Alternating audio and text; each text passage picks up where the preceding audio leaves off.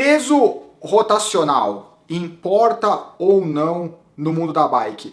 Galera, eu resolvi fazer esse vídeo porque eu tenho um super respeito pelo pessoal da GCN, dos vídeos que eles fazem. Ao longo de todo esse período que eles fazem os vídeos, talvez eu tenha tido 3 ou 4 vídeos que eu não concordo com o que eles fizeram, o que é um percentual absurdamente bom, né?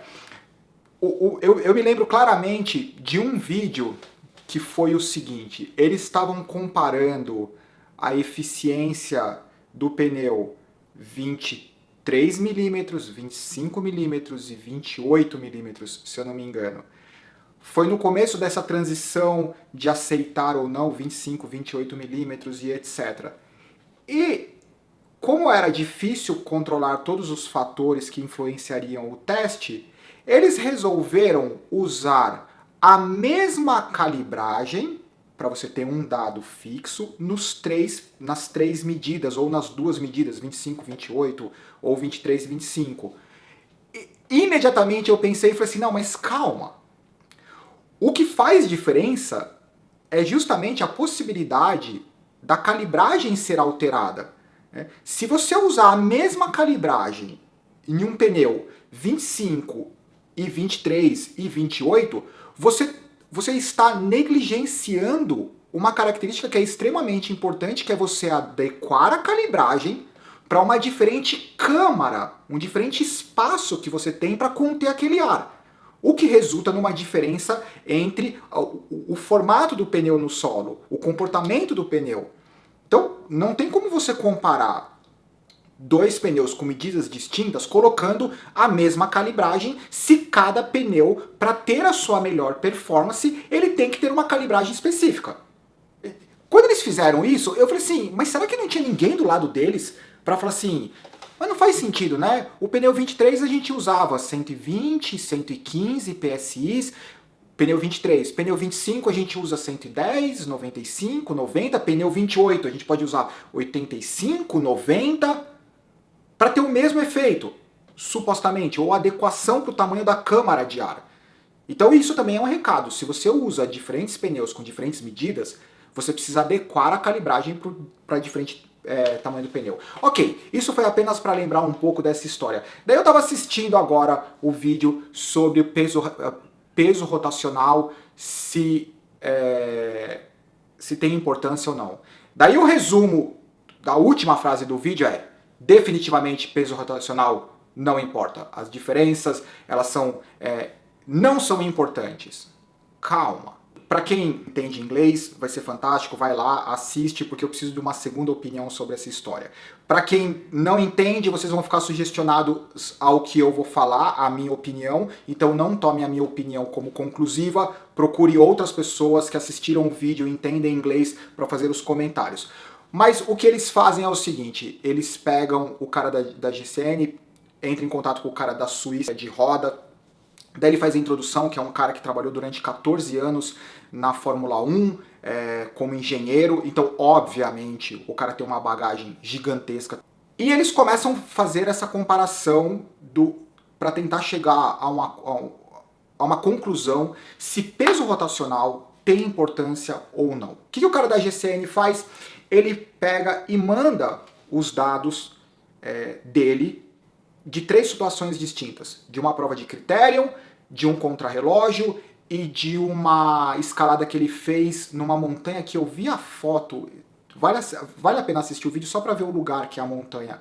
Chama Sacalobra, que é em Maiorca, na Espanha, que deve ser uma estrada fantástica. Então, o cara mandou os dados, os arquivos, né, provavelmente de potência, velocidade, etc., dessas 3 situações distintas: contrarrelógio, criterium, aceleração e desaceleração, e montanha. Né? Então, isso foi muito bacana. Mandou para o cara da Suíça, das rodas, para fazer uma análise.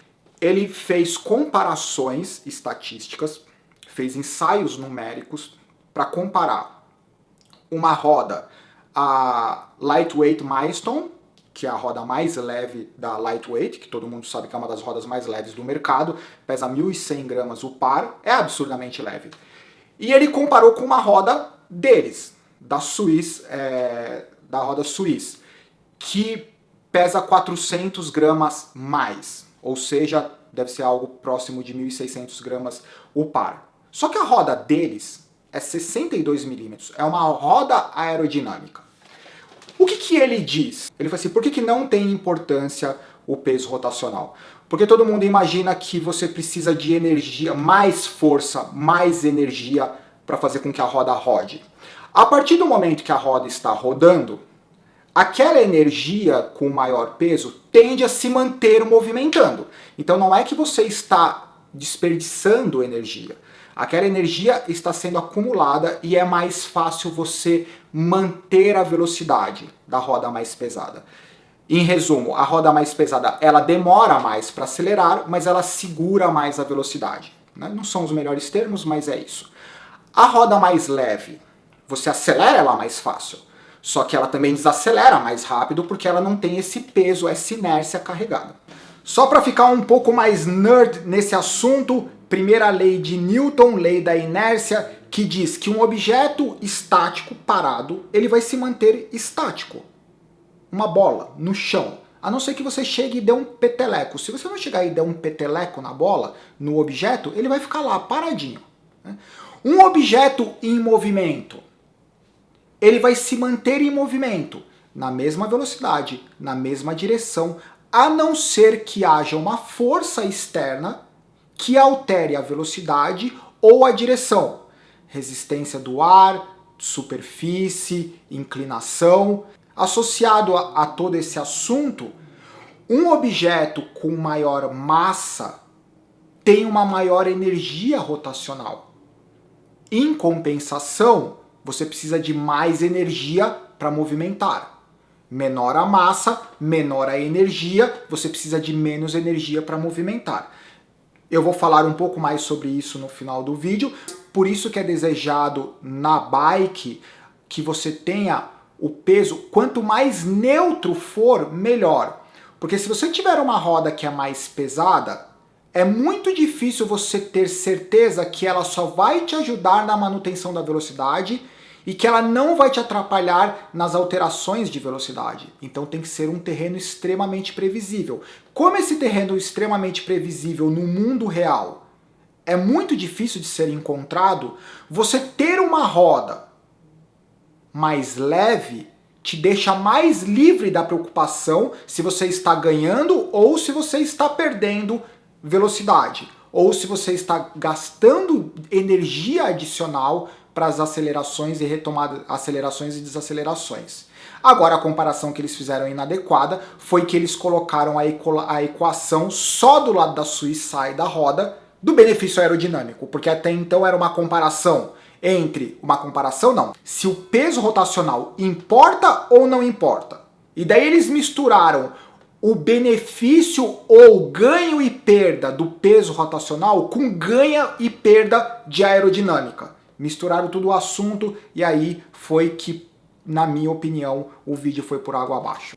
E daí, o que acontece é o seguinte, quando você pensa no contrarrelógio, na bike de contrarrelógio, num circuito extremamente previsível, aonde a sua velocidade é constante e efetivamente a manutenção do RPM é constante, você não tem alteração do vento, você não tem alteração do terreno, você não tem alteração nenhuma. Você tem um contrarrelógio que é uma reta. Por exemplo, provas de Ironman, que é mais longa ainda do que um contrarrelógio de ciclismo, que geralmente tem ou 12 km ou 30 km. Você pega uma prova de Ironman que tem 180 km, numa situação extremamente previsível, essas 400 gramas, eu realmente tenho que concordar que o momento da roda mais pesada, ele é mais importante, porque em 180 km você vai acelerar e desacelerar, brecar para fazer um cotovelo talvez 5, 6 vezes. Para um circuito que tem essas características. Agora, obviamente, se você estiver fazendo um circuito que sobe e desce toda hora, você vai ter que acelerar e desacelerar essa roda mais pesada a todo momento. Na prova de Criterium, o número que ele chegou foi o seguinte, e aí tem a parte engraçada. Pelo peso da roda, tá? Pelo peso da roda, comparando a lightweight com a roda deles, você perderia 0,7 segundos em 1 hora de prova usando a roda mais pesada. Em compensação, você ganharia pela questão aerodinâmica 20 e poucos segundos. Aí que entra a parte do vídeo que eu falei assim, não é possível que eles estão falando isso.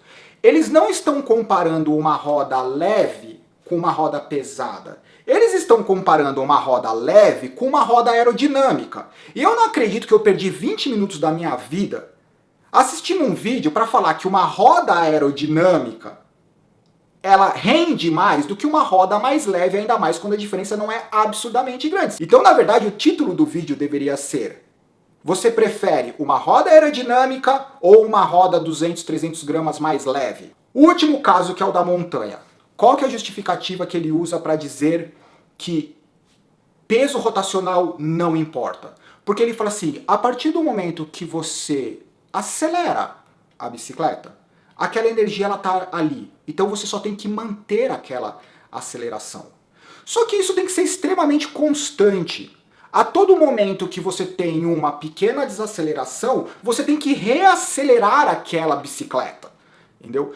Nesse caso da montanha, o cara da GCN, ele ainda pergunta, ele fala assim, calma, mas quando a gente coloca uma roda mais leve, a gente tem uma sensação positiva. Né? Ele falou assim, você tem uma sensação positiva. O próprio cara da Swiss fala, você tem uma sensação positiva. Quando você gira o pé de vela, a bicicleta acelera mais rápido. Só que a roda para de acelerar mais rápido.